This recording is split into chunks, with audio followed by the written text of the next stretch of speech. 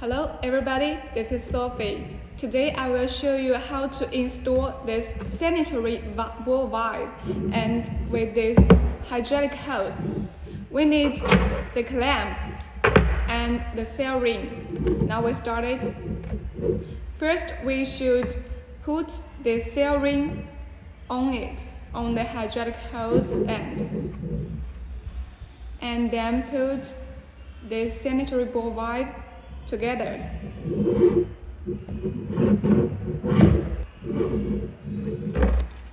Then we should lock it with the clamp.